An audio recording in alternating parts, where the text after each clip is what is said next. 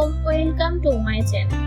আজকে আমি বিকালের নাস্তার জন্য ঝটপট মচমচে আলুর পাকোড়া তৈরি করে দেখ একদম অল্প উপকরণে খুব সহজ একটি রেসিপি। আশা করছি আপনাদের কাছে খুবই ভালো লাগবে। রেসিপি ভালো লাগলে আমার চ্যানেলটি সাবস্ক্রাইব করতে ভুলবেন আর বেল বাটনটি অন করে রাখবেন, তাহলে ভিডিও ছাড়ার সাথে সাথে আপনাদের কাছে নোটিফিকেশন চলে যাবে। তাহলে আর কথা না বাড়িয়ে চলুন রেসিপিটি শুরু করা যাক। প্রথমে আমি এখানে আলুর পাকোড়া বানানোর জন্য 4টি মাঝারি সাইজের আলু নিয়েছি, খোসা ছাড়িয়ে নিয়েছি। এখন আমি একটা গ্রাইন্ডার নিব। গ্রাইন্ডার নিয়ে আলুগুলোকে ভালোভাবে গ্রাইন্ড করে নিব।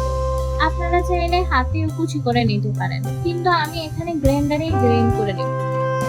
গ্রাইন্ড করা হয়ে গিয়েছে আমার। এখন আমি আলুগুলো পানি দিয়ে 3 থেকে 4 বার ভালোভাবে ধুয়ে নিব। আপনারা সুন্দর করে আলুগুলোকে ধুয়ে নেবেন।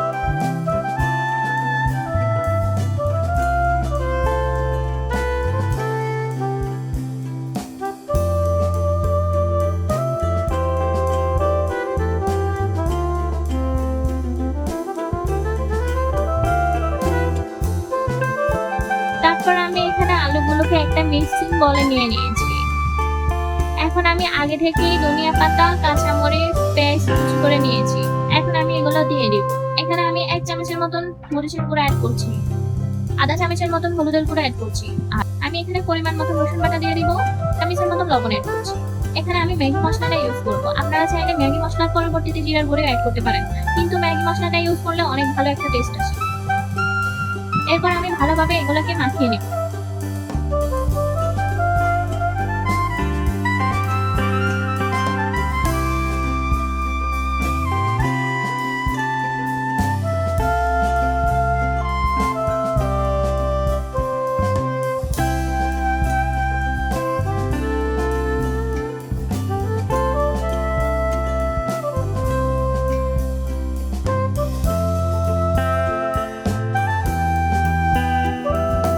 মাখানো হয়ে গেলে আমি এখানে ময়দা নিয়েছি 1 কাপ।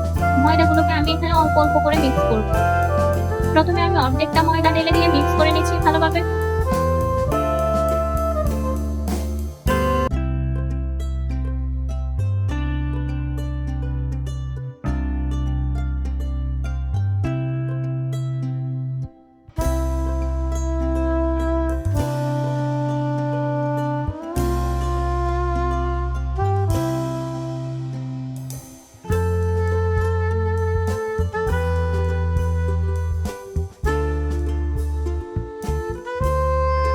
পরে আমি আরো অর্ধেকটা ঢেলে সুন্দরভাবে মিক্স করে নিয়েছি।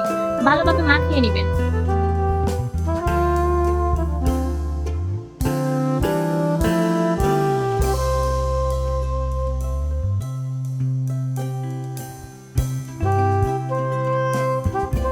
যখন দেখবেন এরকম হয়ে গিয়েছে, আঠালো আঠালো ভাব হয়ে গিয়েছে, তখন বুঝবেন ঠিকভাবে মিক্স হয়ে গিয়েছে।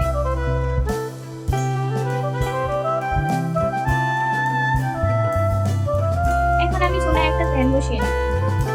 প্যানটাকে গরম করে নেব। প্যানটাকে গরম করে নেওয়ার পরে আমি এখানে সয়াবিন তেল অ্যাড করে দেব। আপনারা পরিমাণ মতো সয়াবিন তেল অ্যাড করে দেবেন। গরম করে নেওয়ার পরে আপনারাই দেখতে পাচ্ছেন হাতের সাহায্যে ছোট ছোট গোল গোল করে পাতলা পাতলা করে দিয়ে দিবেন। একটা একটা করে আমি দিয়ে দিচ্ছি।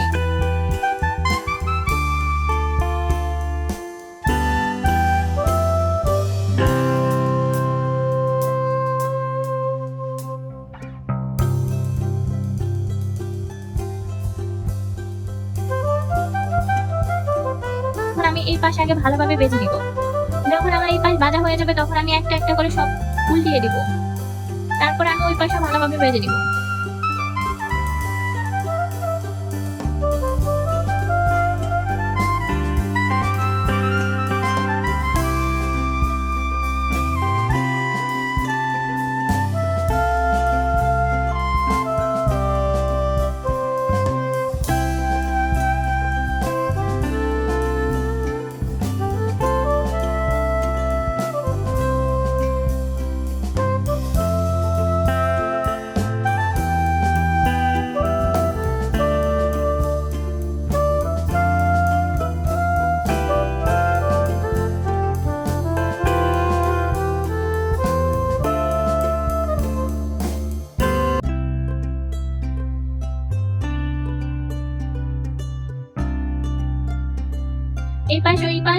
যখন একবারে লাল লাল হয়ে যাবে, মচমচা হয়ে যাবে, তখন আমি এগুলোকে তুলে নেব।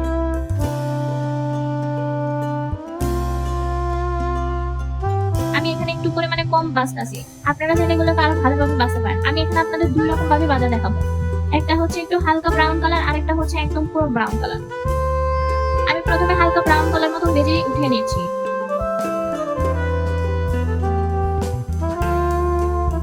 উঠিয়ে নেওয়ার পরে আমি ওই থালার ভিতরে আমি আবার গোল গোল করে দিয়ে দিব। এক পাশ এগুলো ভালোভাবে ভেজে নেব।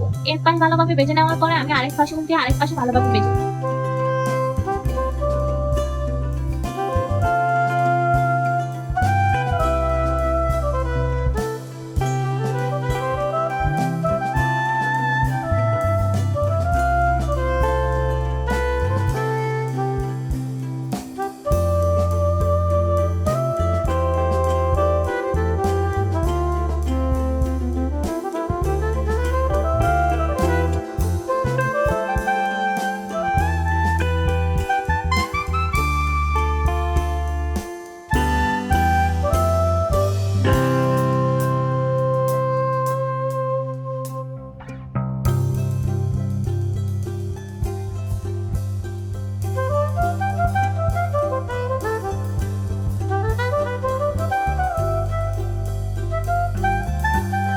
এই পাশে যদি ভালোভাবে ভাজা হয়ে যায়, দেখুন আমি এখানে কিন্তু ভালোভাবে ব্রাউন কালার করে দিচ্ছি। একটু মচমচে আর একটু বেশি ব্রাউন কালার করে নিয়েছি। আপনারা আপনাদের ইচ্ছে মতন ভেজে নেবেন। তারপরে আমি এখানে উঠিয়ে ফেলবো সব। একটা একটা করে আমি একটা চাকনির সাহায্যে সব উঠিয়ে নিচ্ছি। এখন দেখুন পাকোড়াগুলো অনেক মচমচা হয়েছে। আমি আপনাদের একটা চামচের সাহায্যে দেখিয়ে দিচ্ছি কিরকম মচমচা হয়েছে। কিরকম মচমচা হয়েছে আমি চামচের সাহায্যে দেখিয়ে দিচ্ছি। চল দিয়ে আপনারা এই পাকোড়াগুলোকে ট্রাই করে দেখবেন। অনেক মজার একটি নাস্তা, খুব সহজ উপকরণ দিয়ে। আপনাদের বাসায় যে উপকরণ থাকে সেই উপকরণ দিয়ে আপনারা তৈরি করে নিতে পারেন এই সহজ সরল মজার নাস্তা, মচমচে আলুর পাকোড়া। ভিডিওটি যদি ভালো লাগে